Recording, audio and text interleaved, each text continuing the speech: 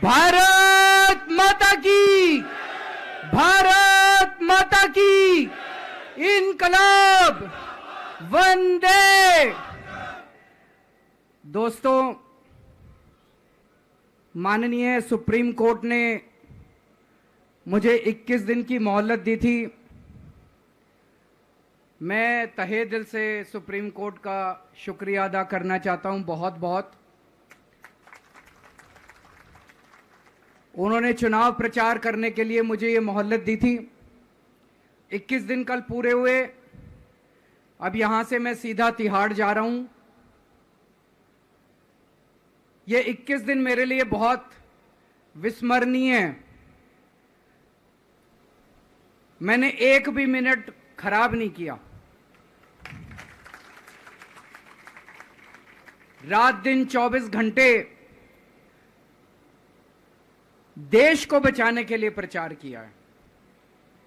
केवल आम आदमी पार्टी के लिए प्रचार नहीं किया, सारी पार्टियों के लिए प्रचार किया। बंबई भी गया, भिवंडी भी गया, हरियाणा भी गया, उत्तर प्रदेश भी गया, पंजाब भी गया, जमशेदपुर भी गया। जहां मौका मिला, जहां जिसने बुलाया, उसी के लिए प्रचार करने के लिए गया, देश बचाने के लिए। मेरे सामने देश था। आम आदमी पार्टी इंपॉर्टेंट नहीं है, आम आदमी पार्टी सेकेंडरी है, पहली हमारे लिए देश है। तो मैं दिल्ली के लोगों को कहना चाहता हूं, आज आपका बेटा दोबारा जेल जा रहा है, इसलिए नहीं कि मैंने कोई भ्रष्टाचार किया है, इसलिए कि मैंने तानाशाही के खिलाफ आवाज उठाने की जरूरत की है। इस प्रचार के दौरान एक सबसे बढ़िया बात यह हुई कि सारे देश के सामने प्रधानमंत्री श्री नरेंद्र मोदी जी ने यह कबूल किया कि उनके पास मेरे खिलाफ रत्ती भर भी सबूत नहीं है। हम कहते थे ना, जब भी हमसे पूछा जाता था कि भाई ये कह रहे हैं 100 करोड़ रिश्वत ली, 100 करोड़ रिश्वत ली, वो 100 करोड़ कहां गया? 500 से ज्यादा जगह तुमने रेड मार ली, कहीं चवन्नी मिली हो, अठन्नी मिली हो, 1 रुपया मिला हो, कहीं हमने खर्च किया हो, कहीं कैश पड़ा हो, कहीं लॉकर में मिला हो, कहीं स्विस बैंक में मिला, कहीं चवन्नी नहीं मिली, तो पैसा कहां गया?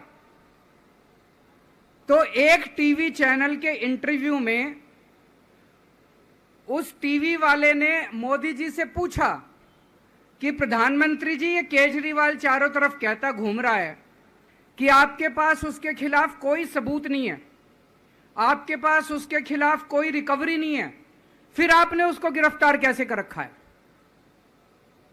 पता है प्रधानमंत्री जी ने क्या कहा? प्रधानमंत्री जी कहते हैं, मैं मानता हूं कि केजरीवाल के खिलाफ कोई सबूत नहीं है, मैं मानता हूं कि केजरीवाल के खिलाफ कोई रिकवरी नहीं है, क्योंकि केजरीवाल अनुभवी चोर है। चलो मान लिया मैं अनुभवी चोर हूं, तुम्हारे पास सबूत तो नहीं है, तुम्हारे पास रिकवरी तो नहीं है, तो यूं ही डाल दिया मेरे को जेल में, बिना सबूत के डाल दिया मेरे को जेल में, बिना रिकवरी के डाल दिया जेल में। देश के इतिहास में 75 साल में सबसे ज्यादा बहुमत से आई हुई सरकार है। एक बार 70 में से 67 सीट, दूसरी बार 70 में से 62 सीट, 55% से ज्यादा वोट शेयर। इतने भारी बहुमत वाली सरकार के मुख्यमंत्री को आपने बिना सबूत के जेल में डाल दिया। यही तो तानाशाही है कि जिसका मन करेगा मैं उसी को जेल में डाल दूंगा, जिसका मन करेगा उसी को जेल में डाल दूंगा। और पूरे देश को मैसेज दे दिया कि अगर मैंने केजरीवाल को फर्जी केस में जेल में डाल दिया तो तुम्हारी तो औकात ही क्या है, किसी को भी पकड़ के जेल में डाल दूंगा। इसी तानाशाही के खिलाफ लड़ रहा हूं मैं, और इस किस्म की तानाशाही अपने देश को बर्दाश्त नहीं है।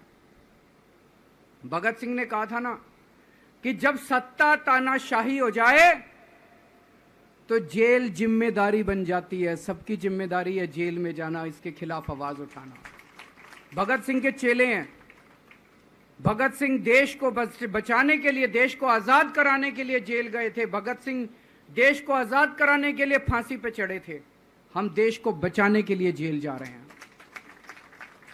इस बार जब जा रहा हूं, मुझे नहीं पता अब मैं कब वापस आऊंगा, मुझे नहीं पता ये क्या करेंगे मेरे साथ जेल में, लेकिन मुझे कोई परवाह नहीं है, जो मर्जी करें। अगर भगत सिंह फांसी पे चढ़ गए, मैं भी फांसी पे चढ़ने के लिए तैयार हूं।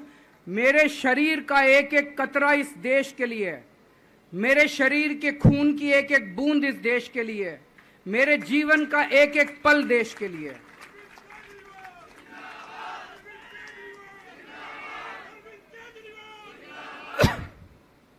अभी मैं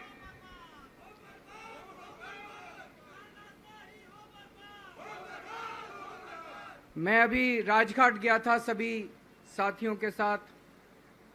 महात्मा गांधी की समाधि पे हम लोगों ने श्रद्धांजलि दी। गांधी जी ने इस हमारे देश से तानाशाही का अंत किया था, वो हमारे लिए प्रेरणा स्रोत हैं। उसके बाद हम कनॉट प्लेस गए, हनुमान मंदिर, वहाँ पे हमने हनुमान जी के मंदिर में जाके हनुमान जी का आशीर्वाद लिया। 4 तारीख को भी मंगलवार है, भली करेंगे बजरंग बली, करेंगे कि नहीं करेंगे? बोल बजरंग बली की। इनका नाश करेंगे, तानाशाहों का नाश करेंगे। अपने को किसी व्यक्ति विशेष से अपनी कोई दुश्मनी नहीं है, अपनी दुश्मनी तानाशाही से है, तानाशाही बर्दाश्त नहीं है अपने को। तो 4 तारीख को भी मंगलवार है और बजरंग बली का मेरे ऊपर, पार्टी के ऊपर बहुत आशीर्वाद है, देश के ऊपर बहुत आशीर्वाद है। मैं प्रार्थना करने गया था बजरंग बली को कि हे बजरंग बली, मेरे देश को बचा लो। अभी कल एग्जिट पोल आए हैं, मेरे से लिखवा लो, सारे एग्जिट पोल फर्जी हैं, बिल्कुल फर्जी हैं। एक एग्जिट पोल वाले ने राजस्थान में टोटल 25 सीट है, उसमें 25 में से 33 दे दिए उन्होंने बीजेपी को। ऊपर से आया होगा भाई बीजेपी को ज्यादा देने हैं, तो उसने कहा मोदी जी क्या याद रखोगे आप भी, आपको 25 में से 33 दे दिए। तो पूरा का पूरा फर्जी है, पूरा एग्जिट पोल फर्जी है। लेकिन असली मुद्दा ये है, इनको गिनती से 3 दिन पहले फर्जी एग्जिट पोल कराने की क्या जरूरत थी, ये समझने वाली बात है। मेरे को भी समझ नहीं आया, कई सारे लोगों की कई सारी बातें चल रही हैं। एक ये चल रहा है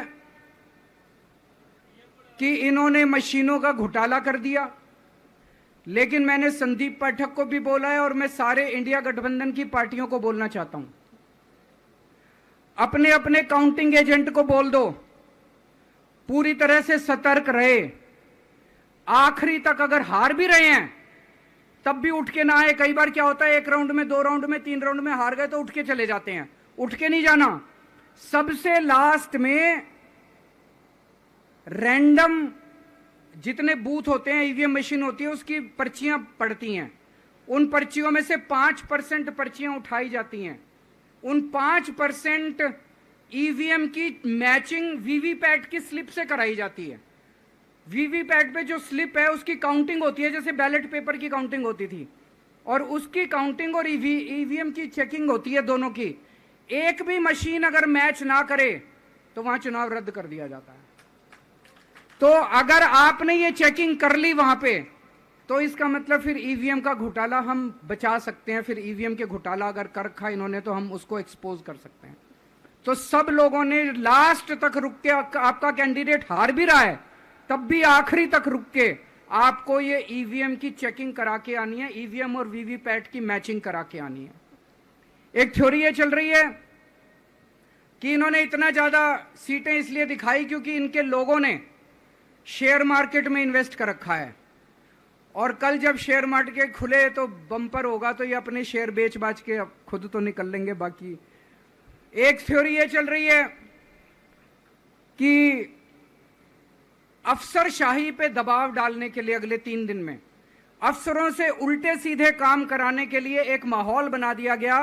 भाई आ तो हम ही रहे हैं, तो हमारी बात मानो, उल्टे सीधे काम करो, काउंटिंग में गड़बड़ कराएंगे, सब कुछ करेंगे।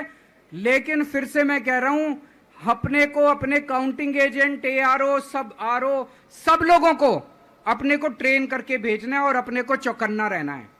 बाद में हम कहते रहे इन्होंने ये कर दिया, उसका कोई फायदा नहीं होगा। अभी अपने को चौकन्ना रहना है।